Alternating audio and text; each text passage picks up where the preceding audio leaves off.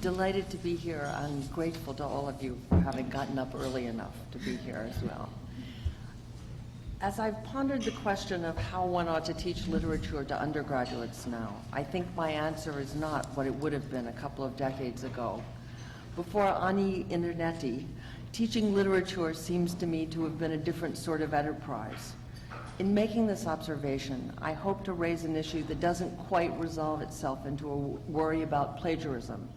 My concern instead is that the web, which has sometimes seemed to hold the promise that people would feel free to talk about everything, has had a chilling effect on many students. The anxiety of influence and the consciousness of the burden of the past once seemed occupational hazards for poets and other artists. Now students routinely check out Wikipedia or the website for the Jane Austen Society of North America before they show up for class to talk about Samuel Johnson or Jane Austen, and they feel both armed and intimidated. The internet, like the cameras that many people now take to museums so they can see the art later, both delivers them to their experience of text and stands between them and that experience. Now, the internet functions extremely well in making it possible for the people formerly known as the audience to express themselves about all manner of things contemporary. They talk back about contemporary music, politics, sports, and they're frequently articulate in the process. Yet these people formerly known as the audience, who readily know how to participate in discussions around anything that seems to them part of the present and awards them a sense of their own expertise, tend to fall silent now before texts that carry the aura of the past and seem attended with professional critics who to the students' wary imaginations look something like Cerberus. Confronted with most of the texts that we teach, students consult the internet and find that there are a great many people who know a great deal about text they're only just beginning to confront. I don't know exactly what the teachable lesson is in this situation, but I can say something about what I think I'm starting to learn, if not about students and learning, than about my own approach. In part, I'll be describing things that I've begun to do when I've taught a course called Introduction to Literary Studies, a 100-level course required for English majors, but open without prerequisite to students from all disciplines. That's the very practical subject of my remarks today. But I'll also be describing some conjectures about literature and criticism that grow out of this very practical experience. Because Introduction to Literary Studies is what it says it is, anyone teaching it can confidently draw on the most minimal resources, that students think of themselves as people who like to read or as people who are being forced to pretend to like to read for the semester that the engineering school or the School of Public Health requires them to maintain this fiction. Some few of these students will have read a good deal, and most of these few will be young women, exactly as they were when I.A. Richards was talking about the literary competence of his informants for practical criticism. As you can probably already see, the resource of literary experience and literary competence is in short supply, and its scarcity creates a whole range of predictable problems. None, I think, more intense than students' deference to the authority they see on the internet. They rely on authority because they convince themselves that they are themselves unreliable informants, since they're being asked to speak of another time, another place. Students now, I think, experience text from the historical past as being from another world entirely. And I think they feel this more intensely than earlier generations of students did, because they can easily become acquainted with the existence of a world of knowledge and expertise that seems quite different from the world of tone that Dick Broadhead was invoking for us when he talked about the importance of reading aloud and having a sense of the intonation of text. All that the new criticism used as a way of making text seem available and available to the spoken voice. In a moment, I'll get to the question of the literary critical dispositif that has long represented literary text as if they should be seen as contemporary, as if someone from the 21st century ought to be able to read them with only occasional stumblings over unfamiliar words. But for now, I'll mention a couple of ways of reviving that feeling of contemporaneity. Gerald Graff has recently offered one model. He now, he says, teaches such non-canonical literature as Vanna White's autobiography, and he reports that he has tremendous success in getting students to notice the complex workings of identification and distinction in the process. Vanna White, the Graff students observe, describes her day so as to prompt their identification with her. She goes home at the end of a long day of work and cuddles with her cats. She's just like us. Yet the students also realize that the autobiography contains various markers of Vanna White's distinctiveness. She signs autographs on the way home. Their closest equivalent is to sign a credit card slip. She's entirely unlike us. Graff recounts that they move easily and insightfully from their observations about genericness and distinctiveness to address the question of celebrity more broadly. Their reading of the text enables them to understand how this text works and also how it forms part of a larger phenomenon, the celebrity form and its genre of modest self-celebration. What's appealing about Graff's model is that he recognizes the importance of making literary study seem part of an expertise that the students largely already have. Yet I can't adopt his approach basically because I haven't yet managed to take Vanna White seriously enough to take the condescension out of my voice in talking about things like her autobiography.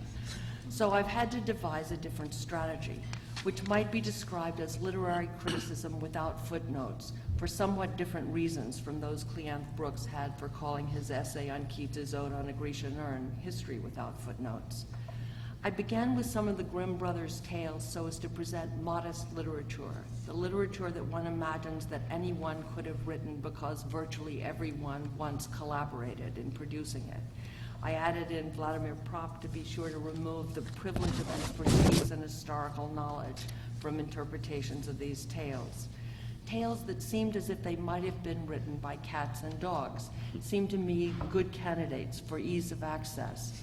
Yet after several students had appropriated the apple from the juniper tree for full-dress symbolic treatment of the fall of man, I realized that my only hope was to ask the students to become authorities on particular poems and to require them to pit various other authorities against one another. Each student selected a poem from a list that included many of a kind that Wordsworth had in mind when he enunciated the ideal that poetry must be as well written as prose. Robert Frost loomed large, for instance. Each student was required to become an editor of her poem, to consult various standard anthologies and their annotations, to develop a knowledge of the publication history and the various different revisions, to learn what some biographies had to say. And each student presented these findings in an interpretative gloss to the assembled group before writing an analytic paper. I don't imagine that this brief excursion into amateur textual editing worked the magic I would have hoped for all the students. But whatever it accomplished for them, I know it made me more conscious of what I'm aiming at in my efforts to engage students in reading in a course like the one I described. Although I urged my students to march through footnotes rather than to imagine text as accessible without them, I was really doing something like an extension of a new critical job of work, using means that looked almost diametrically opposed to the ones that new criticism customarily employed for classrooms. Wimsatt and Beardsley, as spokespersons for new criticism, had, as you all know, so forcefully attacked footnotes for their extraneousness to the poem itself that they wouldn't even admit that the notes that T.S. Eliot included in The Wasteland were indeed part of the poem. I was urging my students to consult so many footnotes as to make them abandon most of them. Whether by stressing the readiness to hand of a reading text as Wimsatt and Beardsley did, or by asking my students to see various versions of a text as competing with one another, and in some cases canceling one another out, we were all in the business of trying to make readers feel that they were contemporaries of the work they were reading. I was simply routing my students through the kind of experience that Rousseau described himself as having in the Confessions, when he talked about how his way of making use of books early in his life was less suited to instructing him than to overwhelming him, and how under the mad idea that he should have all the knowledge each book assumed, he stopped at every instant, forced to run ceaselessly from one book to another, exhausting whole libraries before reaching the 10th page of the book. Both Graff's experiments with Vanna White's autobiography and my small effort to get students past encyclopedism and biographical anecdote were aiming at an account of reading as a process in which a particular text might gradually teach its idiolect to any of us over time, if the reader assumed that the poet or the speaker of the poem was what Wordsworth would have called a man speaking to men.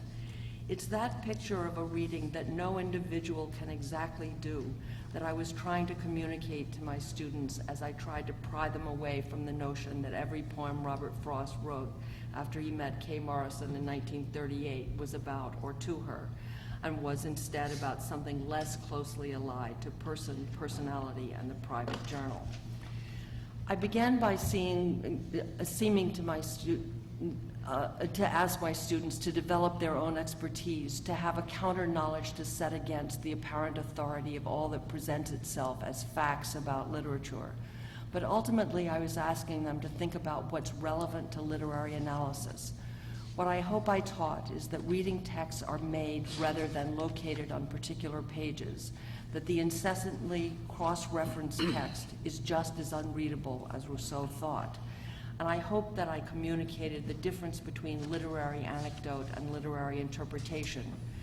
We all should know, after seeing Emma Woodhouse's lamentable failure, that transmitting gossip is perhaps the most serious occasion for considering our audience that most of us ever encounter. Can I repeat a catty story about a guy named John Edwards to this hunter woman I've just met?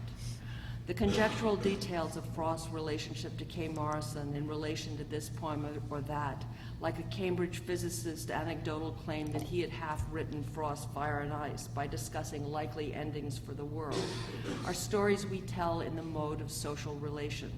What I hope I taught is that literature may depict social relations or be a medium of social exchange, but that we as readers don't have a social relation with text. When we left the course, I hope we all were speaking more contemporarily and conversably with text, personifications rather than persons. Thank you.